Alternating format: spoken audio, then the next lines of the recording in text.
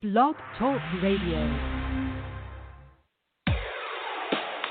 This is NLPI Radio.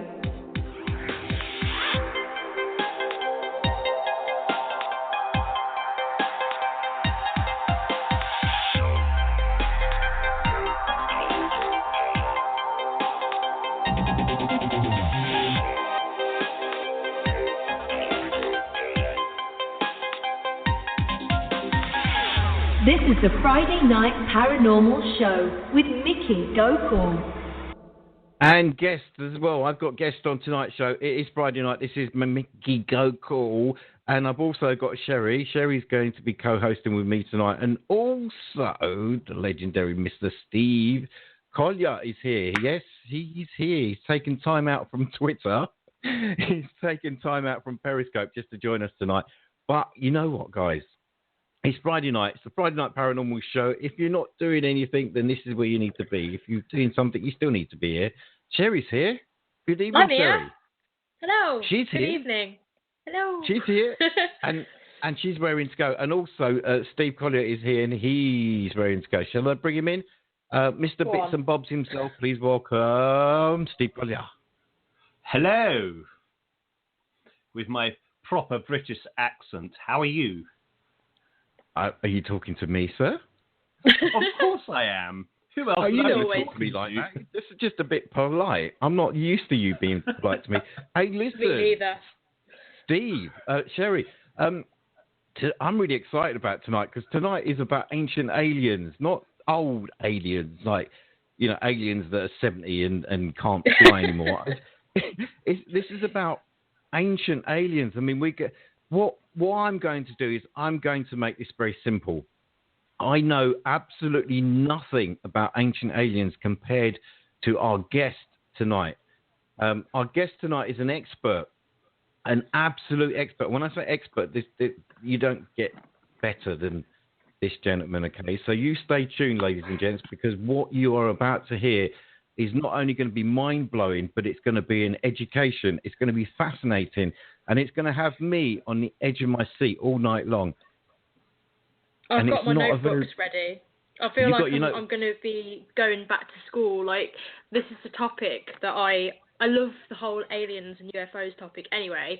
And I kind of thought that I knew things about ancient aliens and technology and, like, all of that kind of thing. And now I'm kind of second-guessing myself, and I feel like I should be getting a notepad and paying attention to everything that's going to get said tonight and writing it all down so that I learn. We are lucky. Have you got any idea how lucky we are? I mean, this gentleman is on a show almost straight after our show, so there's two shows in one day.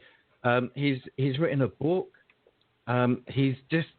I've got a whole list of credits and, you know, astounding things to talk about, and I don't know where to start. So I think it's best coming from the man himself. The man tonight, the expert that we have on ancient aliens, is the one and only Reverend John Polk. He's here with us from North Carolina. He's just got just so many things to read about him, and it's, you know, it's just exhausting looking at the whole, his whole makeup is just unbelievable. But you're going to find out from this guy later on tonight about ancient aliens and ancient alien astronauts. I always find that difficult to say. I don't know how that guy on TV says it all the time, but it's always difficult to say. And you know what I like about watching the ancient alien shows is that Greek guy with the hair, Georgios. Have you seen him? I haven't, but now I kind of feel like I need to look him up. Oh, you need to. I'll send you the links. I'll send everybody the links. Right? He's just amazing. He's I can't remember his full name, but that will come up in a minute. He's just got some amazing hair, and I'll send you some pictures of that as well. But the Reverend is here tonight. He's got degrees in broadcasting. He's a Reiki Master. He's written books. He's the founder of the Wolf Spirit Ministries. The list goes on and on and on. I mean, the book is amazing. Ancient alien theory. That's what we're talking about. What does that mean? Yeah, what does that mean? What does it mean to you and me? I'll tell you what it means to me. What it means to me is all around the world, there are structures and there are things that have happened in the past that, we kind of visit every now and again as tourists, but we don't really take into account that someone had to have built these structures, and they're very complex structures. There's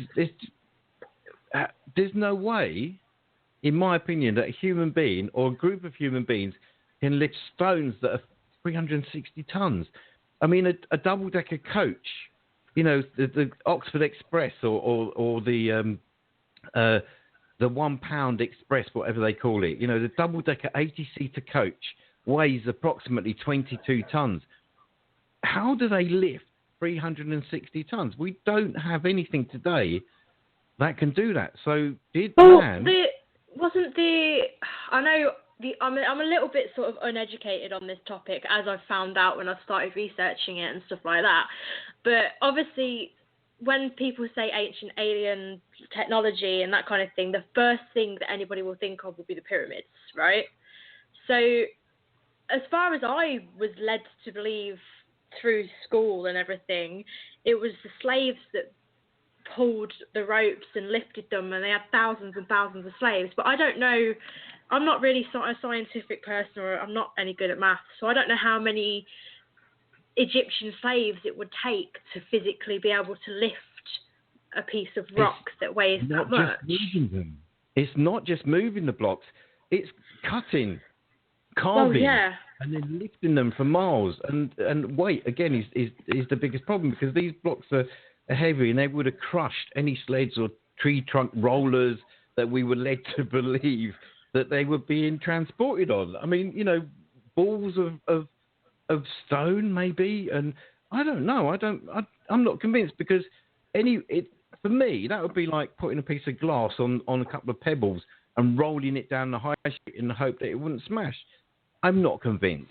I'm not convinced. I believe that we've been conditioned by our schools and our education systems, and they're not telling us the truth, because when you look at places like Pumapunka, where there's precision engineering with stone and rock, and it's none of it makes sense. I'm confused. I'm really confused. Steve, I know it's easy for you to be confused, sir. Well, 99.9% of the time. Easy. But did aliens do it? I mean, we look at, there's places in oh my God, there's the temples, Nazca lines, we've got the Palpa Flat Mountains, we've got, again, a place in Peru. The pyramids, the great mystery of them all. I mean, who can answer these questions? Who can tell us what's going on? 450 tons. I mean, I don't get it. I really don't get it. But you know what? No, without further ado, good evening, Lindsay, by the way, and good evening to Mark Davis. I'm going to ask the questions to an expert, something I've always wanted to do. So without further ado, ladies and gents, will you please welcome the Reverend John Polk. He's here today, guys. So, Reverend, welcome to the show, sir. Let's give you a round of applause, I think, because you deserve one for getting this far. There you go. Can you hear me, Reverend Polk? Yes, I can.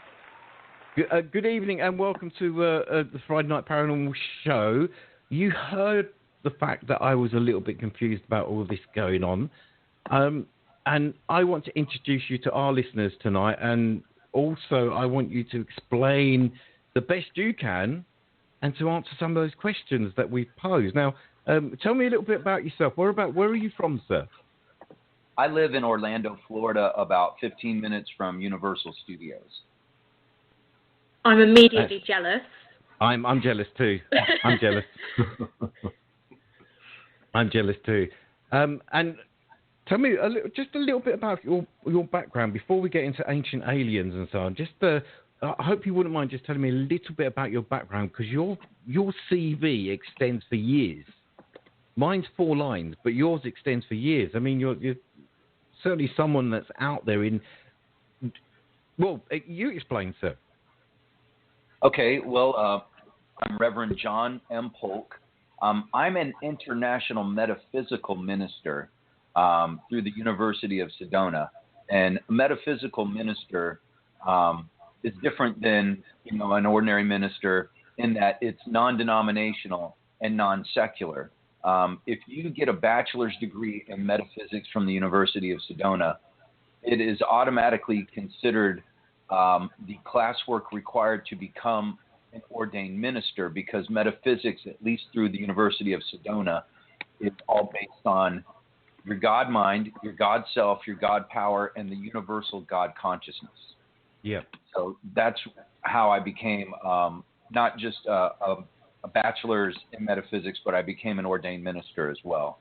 I'm a Reiki Master instructor also, spiritual healing. Reiki, if you break the word down, Rei means universal spirit and Ki means energy. Basically, it teaches you the discipline of tapping into the universal God consciousness energy and becoming a channel and a conduit for this universal energy and allowing it to pass through you into the subject in some kind of hands-on healing. I formed Wolf Spirit Ministries. I don't have a church. I don't have a congregation. I just did that for me personally, because the most important thing in my life is my relationship with the real God, not God that we see in biblical texts and texts from different cultures around the world. When you say the real God, you've written a book, haven't you? I have. The book is entitled Yahweh, the Biblical God is an Alien, and it's steeped in ancient alien astronaut theory. The basic tenet and the basic premise of ancient alien astronaut theory is that God's represented in the Bible and all biblical texts, all cultural writings from not just, in North America, Europe, but in all cultures around the world.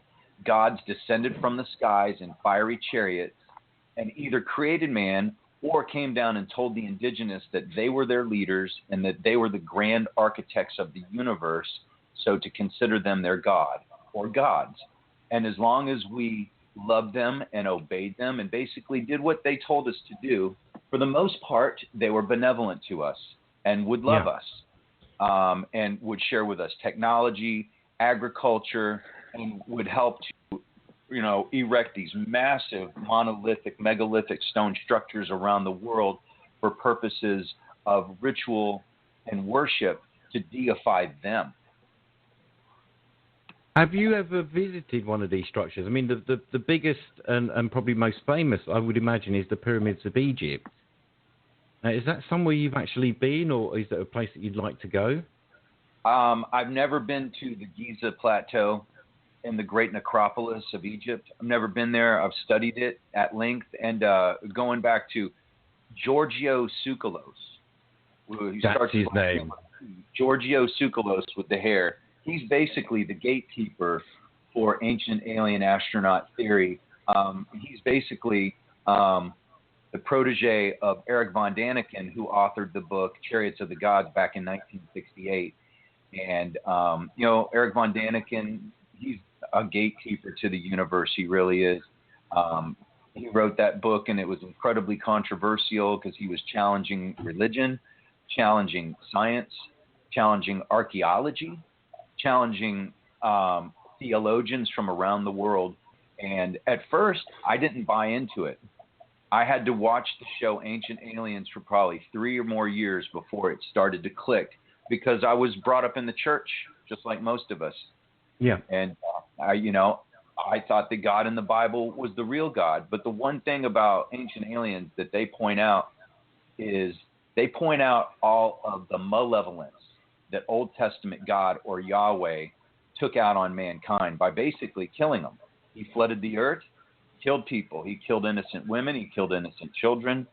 Also, he killed the firstborn Egyptian sons in Exodus 11. Exodus 11, God killed the firstborn Egyptian sons, including children and babies. Why would a God that I worship, why would I worship a God that kills babies? I don't worship a God that kills babies. I worship the universal God consciousness. Stephen. Hello. Do you have any questions for the Reverend tonight? Not currently. I'm just having to read up on a couple of bits of like the people skeptic views on things. But I haven't, not at the moment. I'm just finding it really, really quite interesting.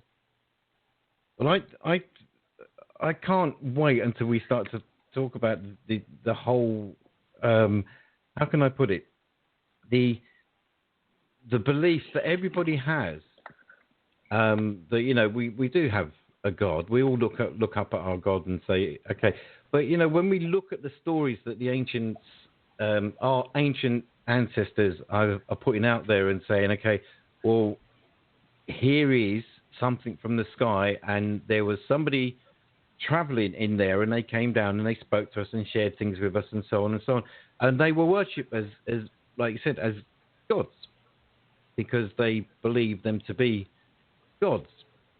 But were these people really aliens, or were they other human beings that had technology that was beyond beyond the capacity of other human beings that are on the planet at the time? We don't know. Did they actually come from space? Did they come from the sky? Did they come from another part of the earth? Because there's two things that I'm confused about. One, that you've got similar structure in various parts of the world. You can have a temple in Peru, for example, and then another temple 6,000 miles away, which are almost identical. How does that happen if you don't have the internet and you don't have telephones and you don't have communication? Vast seas have to be crossed. Information needs to be exchanged. And how does that actually take place? I'm still confused. I'm just wondering if you could. I mean, is it the aliens? Is it the messages that are being taken from above? Is it visitors? I mean, how does that happen where you've got structures worldwide that are very similar? The building blocks, the size of the stone, the methods used. How does that information get passed worldwide when there doesn't seem to be any physical way of doing that? Well, I think that everything that you just said is potentially correct. Are they advanced beings from perhaps the underworld? Do they come from outer space? Are they simply humans with supernatural powers? It's debatable. It could be all of the above. But one thing that they did do in vast antiquity, the extraterrestrials mapped our planet for the geodetic markers. So what is a geodetic marker? A geodetic marker is a place on Earth that falls on a number of ley lines where the Earth grid has all these lines on it, and where they cross and intersect at a great frequency, that's where they would build a monument. And you can actually map these geodetic markers all around the world. And they deliberately built on these points because of the upwelling of Earth energy. You can actually use instrumentation and see that electrical anomalies exist in these areas. So then they built structures out of stone. Why would they build it out of stone instead of steel? Because stone is of the earth. So you're extracting part of Mother Earth and creating structures made out of the earth that amplify the earth energy. And often they were built in the shapes of pyramids. Pyramid actually translates into fire in the center. There are actual pyramids in the Ukraine and Russia that are artificial, that they made out of steel. But if you fly over them, you can actually measure that there's energetic anomalies coming up out of the apex of these pyramids. So now the extraterrestrials built these monuments so that their followers, their people, would pray to them and worship them so that they could harness their prayer energy. And this helped to build their own supernatural cosmic spirit within themselves exponentially. There is power in prayer. I know that we all believe that. There's power in the spoken word. There's power in thought alone. You can measure thoughts. You can measure thoughts through what you call an electroscope. They've done studies at the Vatican. They've done studies at religious centers around the world, Temple Mount, Mecca, where there was no praying. The electroscope just sat there dead. Everybody starts praying, and it starts spiking. Now, this energy is capable of being harnessed by advanced extraterrestrials, and they know how to use it on a supernatural level to give them even more strength and power within their own God self or their soul. And so these extraterrestrials, they knew that they needed to communicate with one another to complete the grid, so that it could form, like Tesla actually came up with the concept of creating a wireless broadcast electricity where every person in the United States and around the world could receive electricity for free without any wires whatsoever. Well, going back into vast antiquity, the ancient aliens did the same thing, and instead of using steel towers, they used stone monuments that amplify the earth energy even more. And on the apex of the pyramids and the obelisks, they would have quartz crystal in the tops of these structures. Why? Because of the piezoelectric effect. Piezoelectric effect is an effect with quartz and crystal where you translate energy through vibrating it mechanically, and then it can be transferred through a medium like earth, air, and water. And so they create this monster grid. They map the whole planet. They build their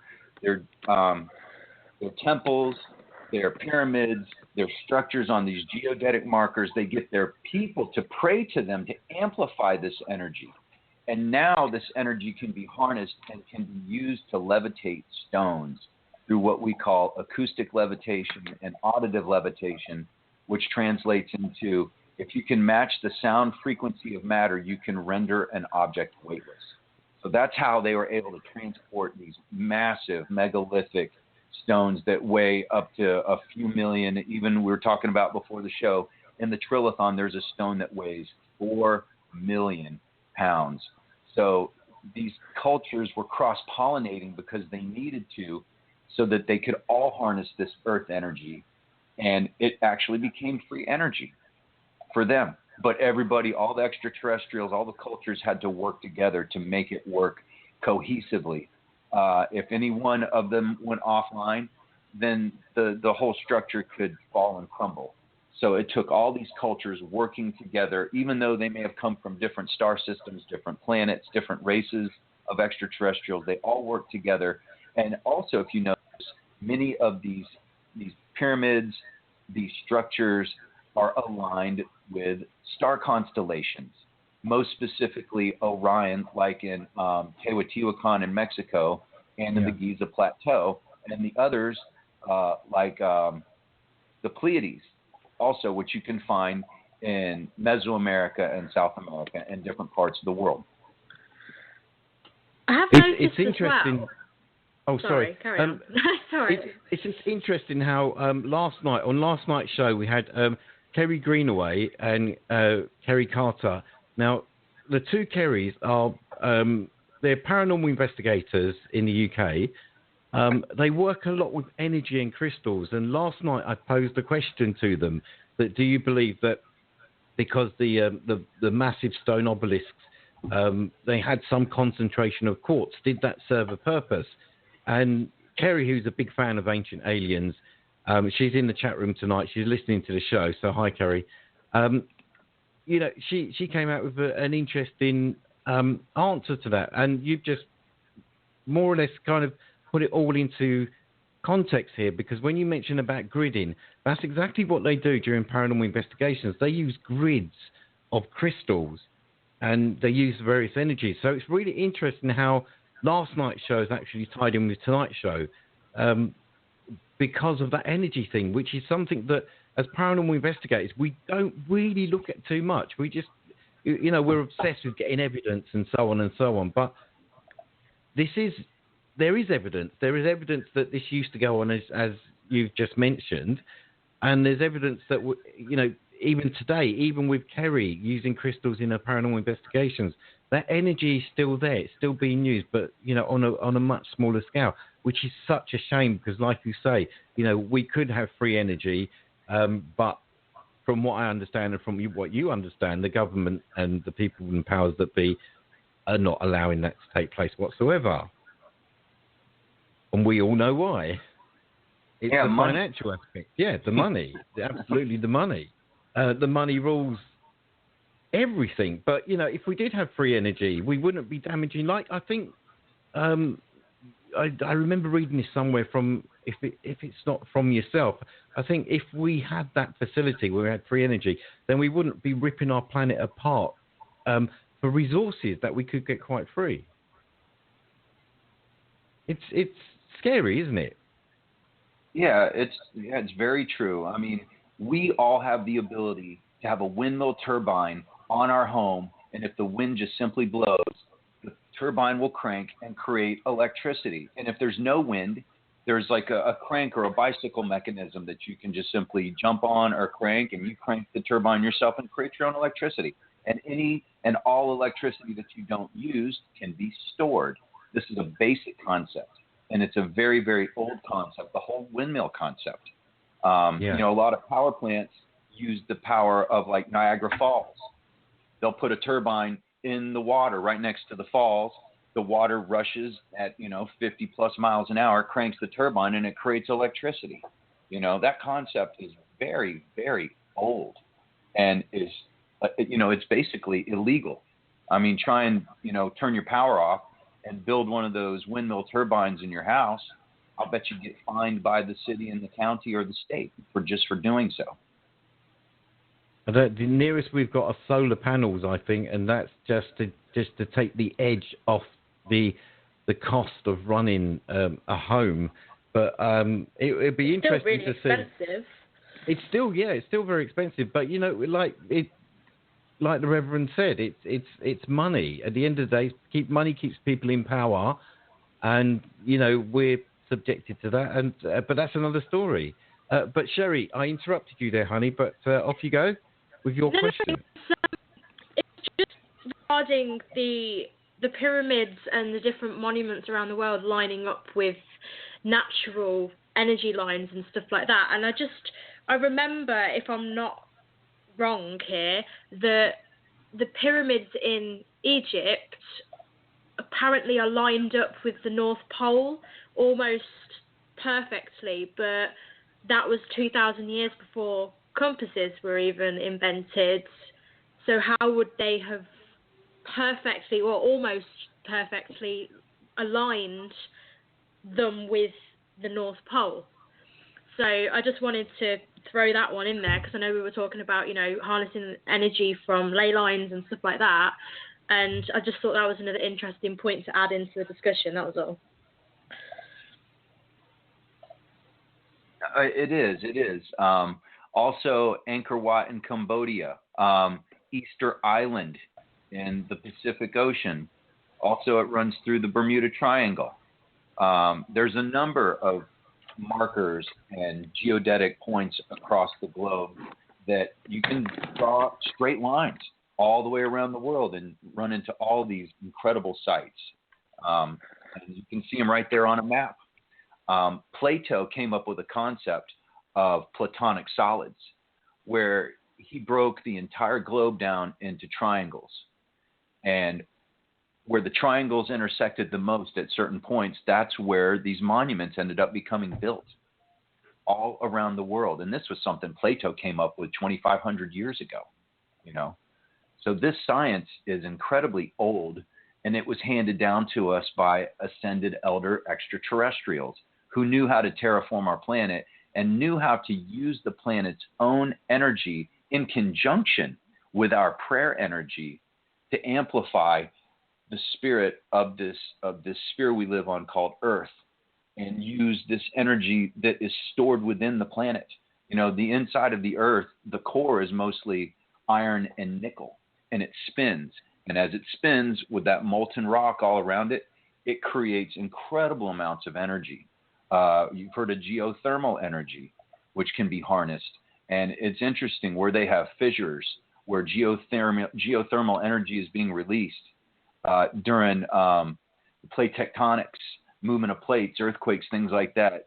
UFOs are almost always spotted because I believe that they can actually harness this released energy from the planet and use it for means of propulsion and other things. So with ancient aliens, or with whoever it is that's harnessing these energies at these specific times that these things are happening, I know you mentioned about at Mecca, there's extremely high levels of energy when prayer is happening.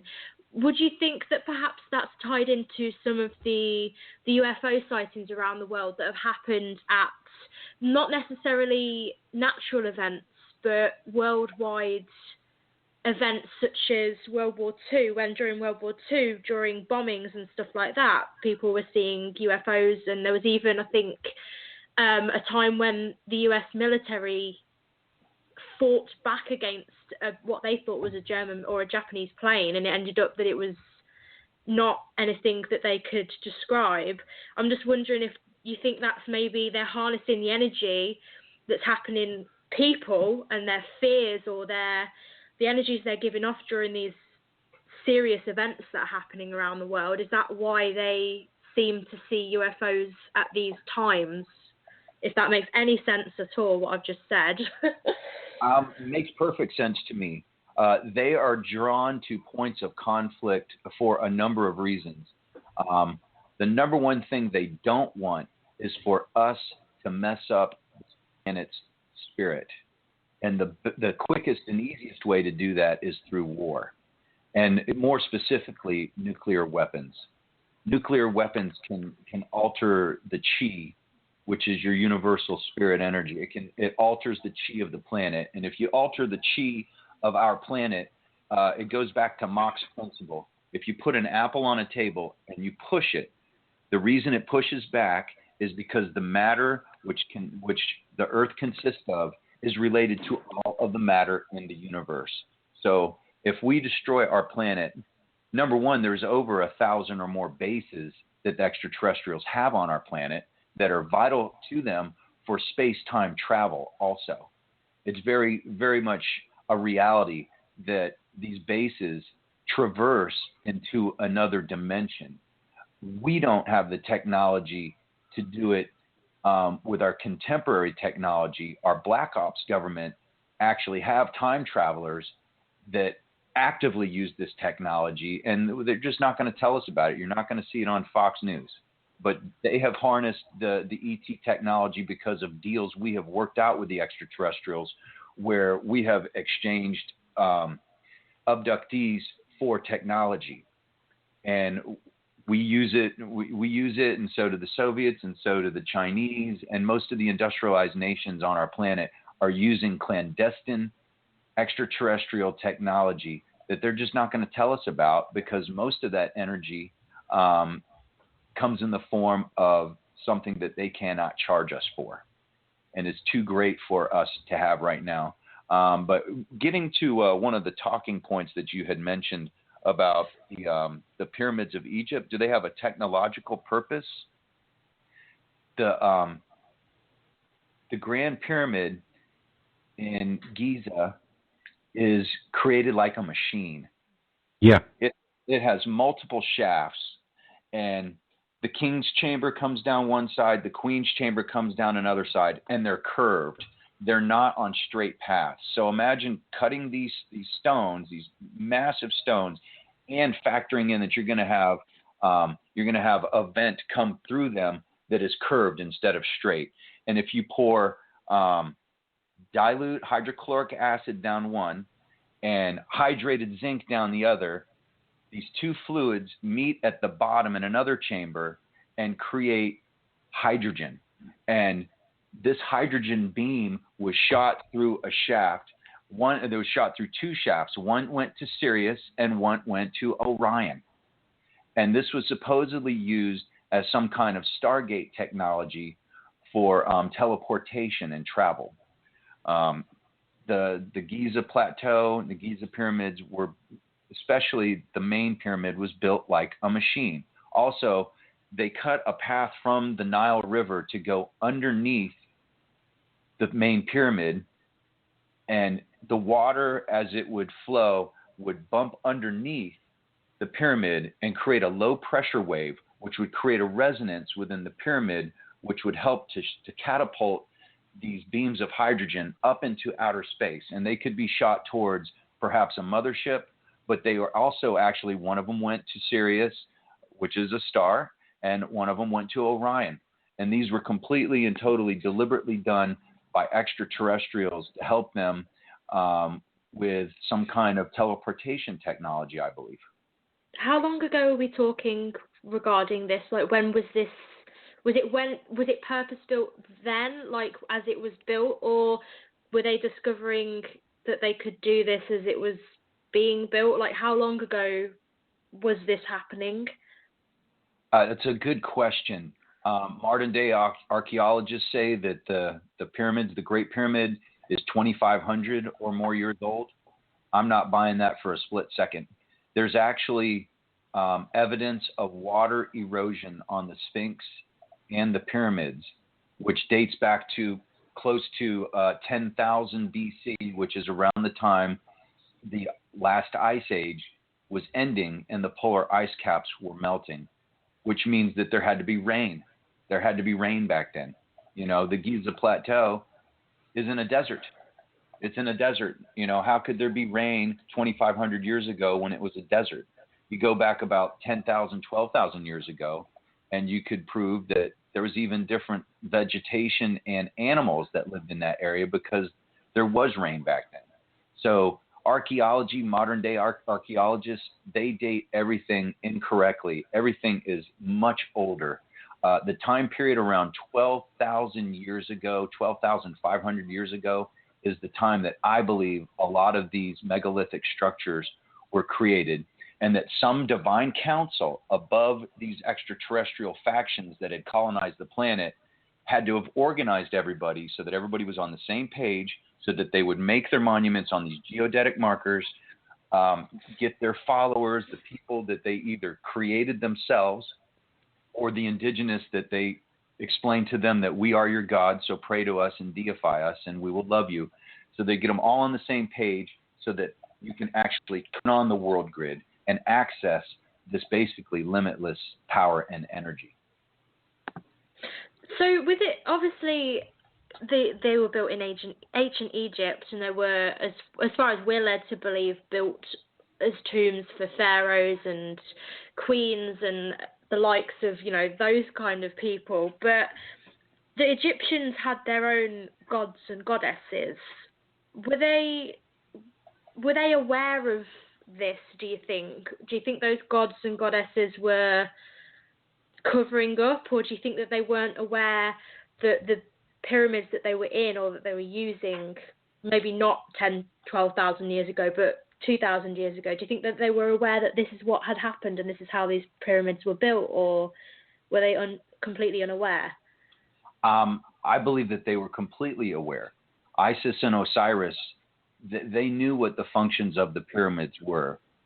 You have the pyramids, the three main pyramids. You got the Great Pyramid, which is the one with the shafts that was projecting the hydrogen beams up to stars of Orion and Sirius. But then you had the other two main pyramids in the Giza complex necropolis, and then you had valley temples, which were smaller pyramids. They all had hieroglyphs in them that spoke of this technology, that would speak of how you can actually teleport back home, home being Orion. So yes, absolutely. They absolutely knew it. The one pyramid that had no hieroglyphics in it was the Great Pyramid. And supposedly it was a tomb for one of the pharaohs. But if it was a tomb for one of the pharaohs, how come it had no hieroglyphics in it? There was never a sarcophagus ever found in the Great Pyramid.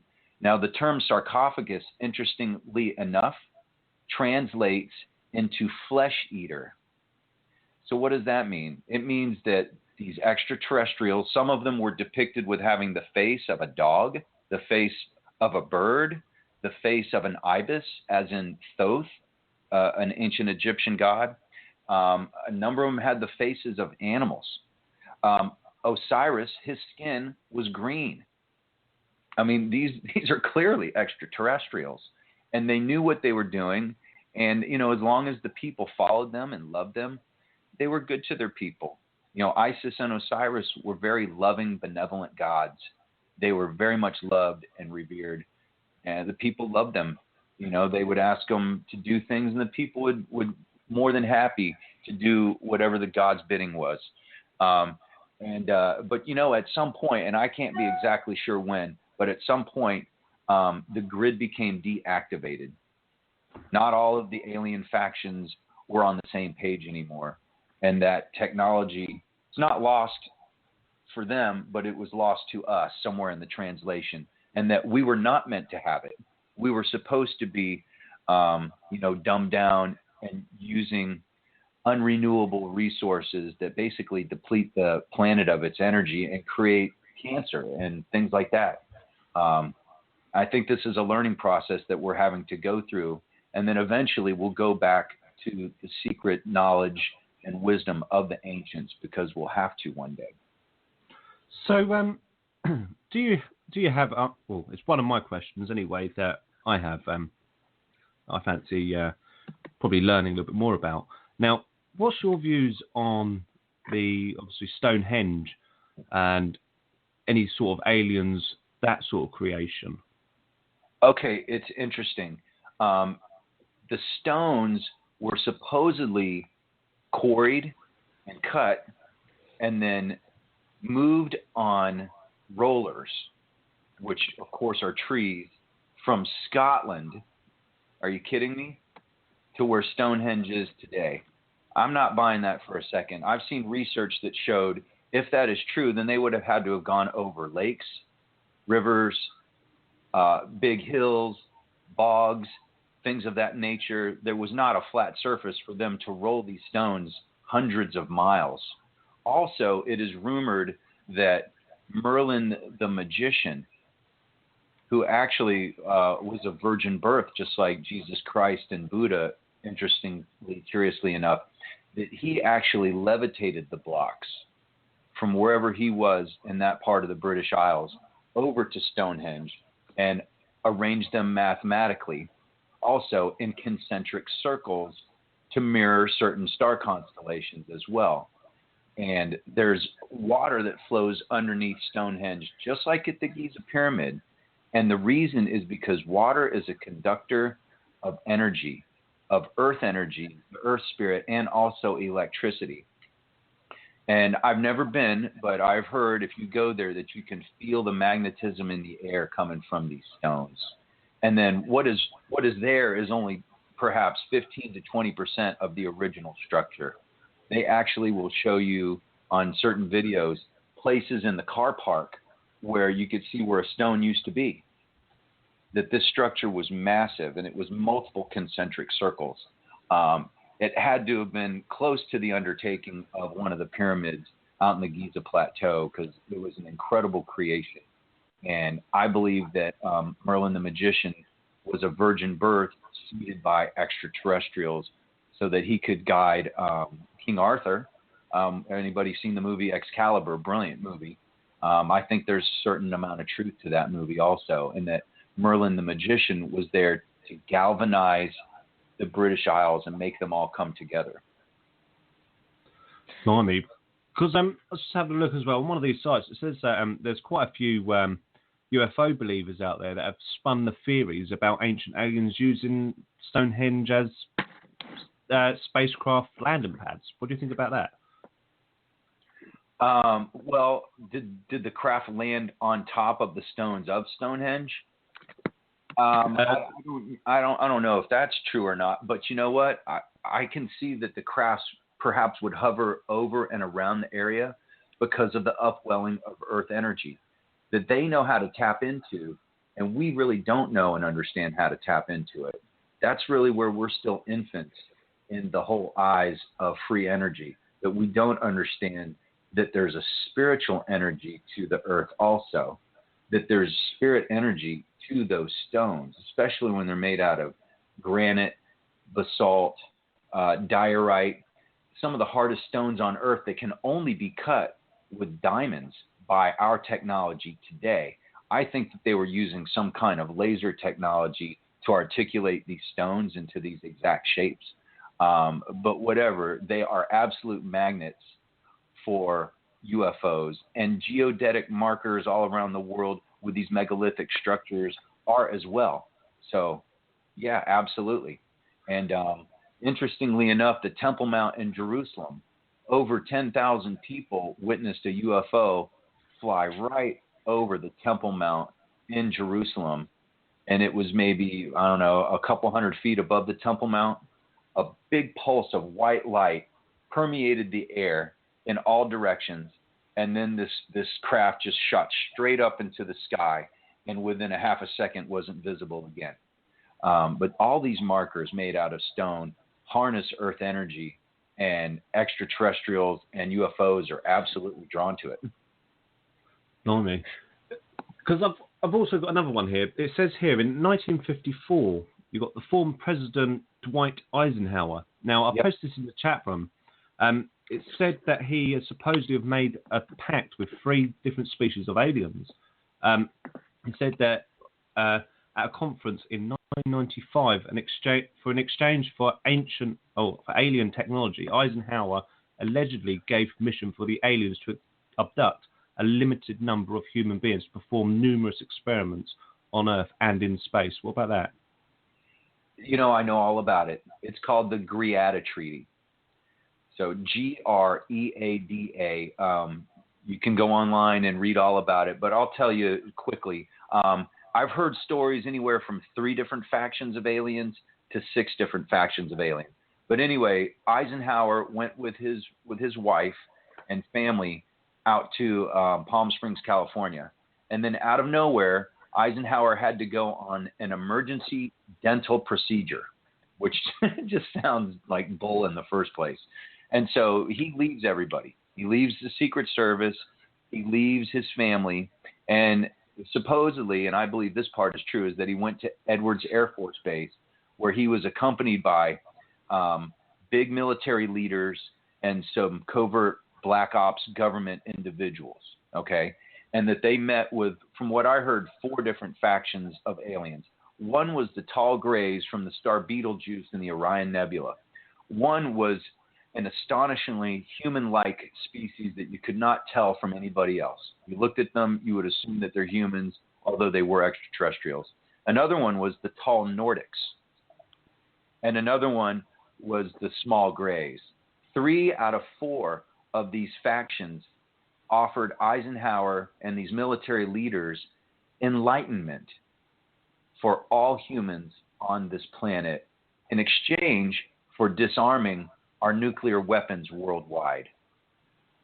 Eisenhower met with his council and determined that they were going to go with the tall grays from the planet Betelgeuse so that they could get technology in exchange for abductees.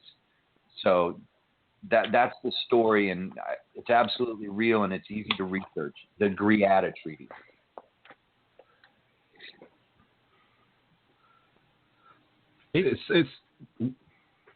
I'm just totally blown away. I'm just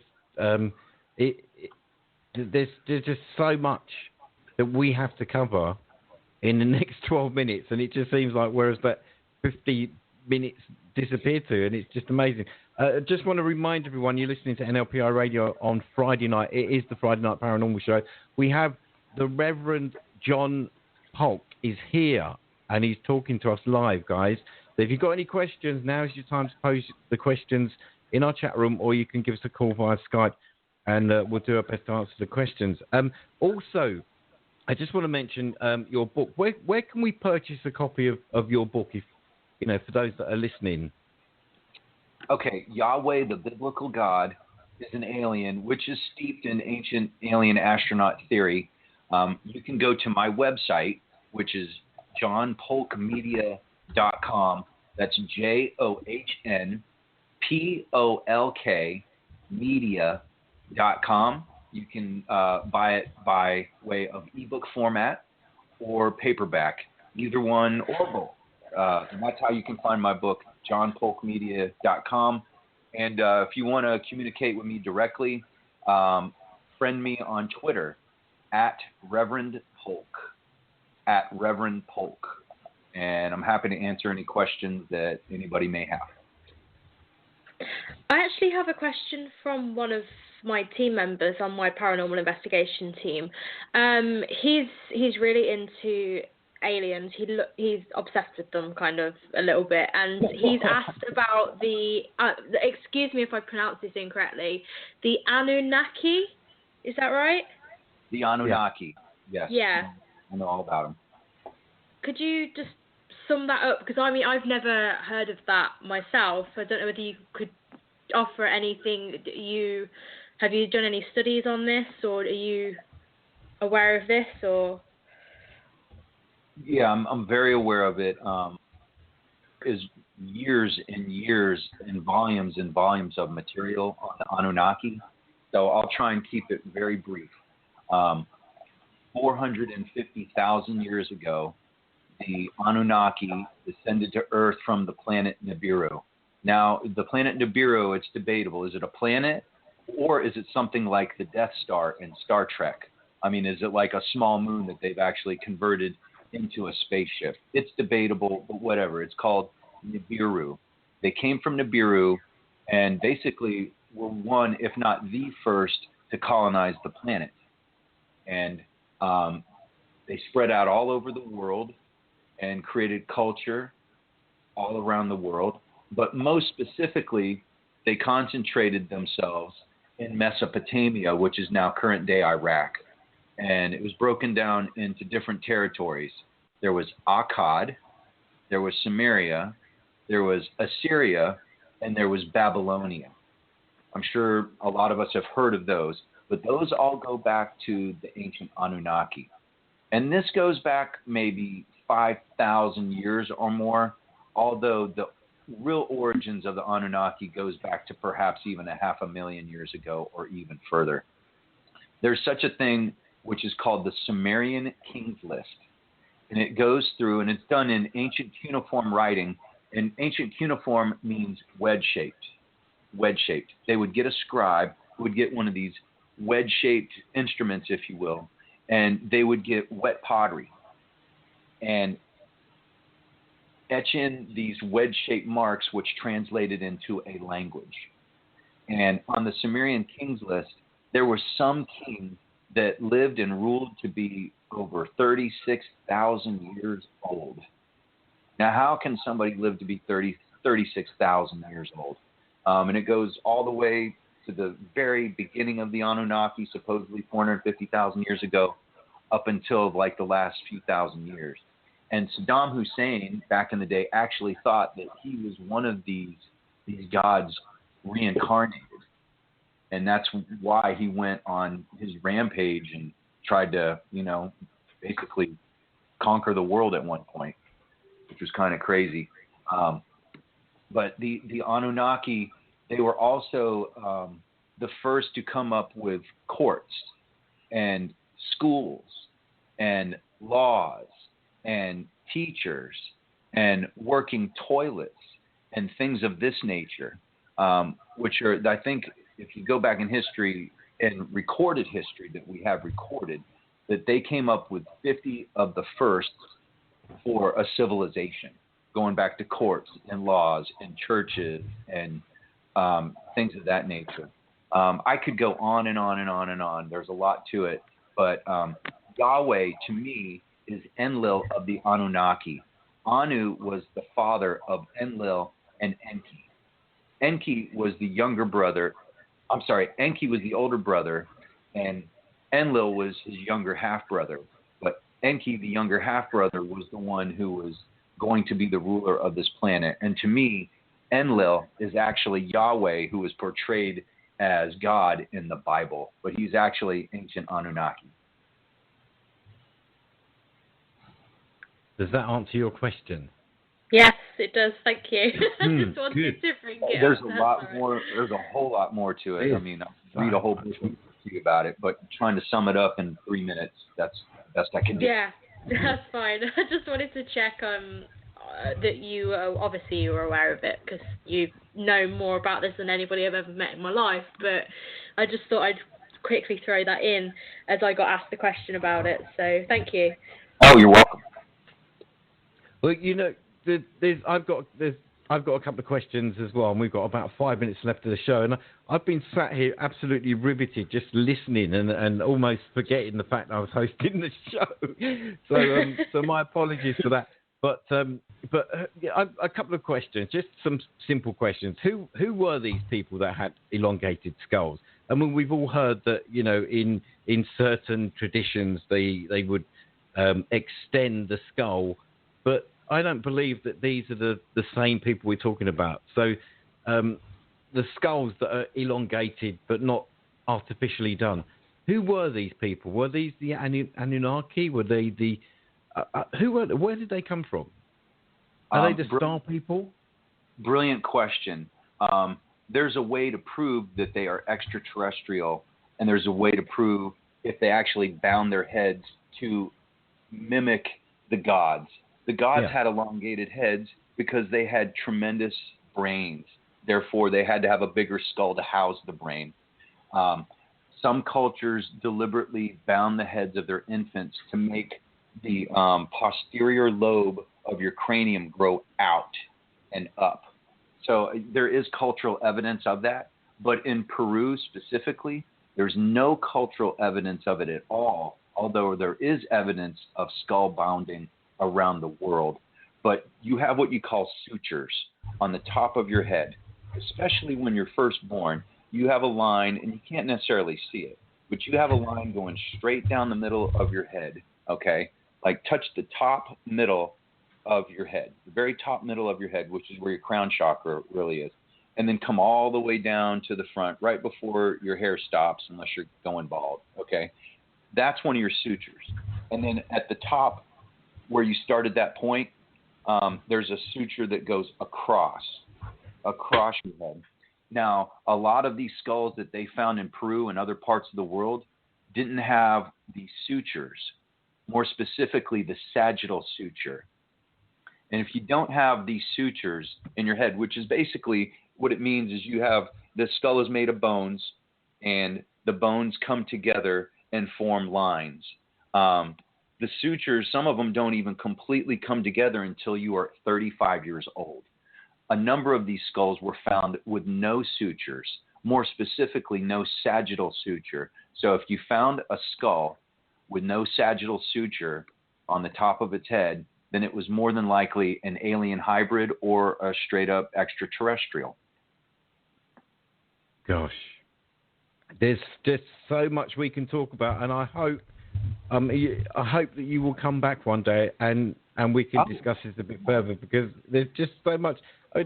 But if you guys out there want to know a little bit more about, what Reverend John Polk is talking about tonight, well, buy the book, get the book, learn a bit more, find out a bit more, and then next time you're on the show, sir, hopefully you can answer some more questions that some of our listeners are posing or attempt to pose to you.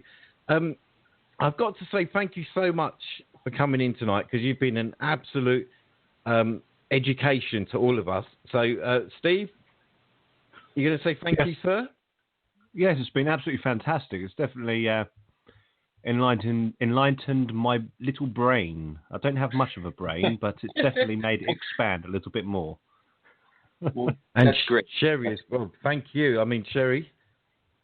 Yeah, honestly, I've always found it an interesting topic, but it's really refreshing to know and speak to somebody who has such a vast knowledge and is obviously enthusiastic about it as well. It's taught me loads. It's been awesome. Thank you. I'm so honoured that you were here tonight. I know you've got another show to do later on tonight, so very best of luck with that one as well. Please feel free to post links and stuff on our websites and other Facebook outlets as well. North London Paranormal Investigations Radio. John, hopefully we will see you soon, sir, but good luck tonight. Thank you so much, and have a wonderful weekend, won't you? Yeah, thank you. Great panel of hosts, co-hosts, and I enjoyed it very much. I want to do it again in the future.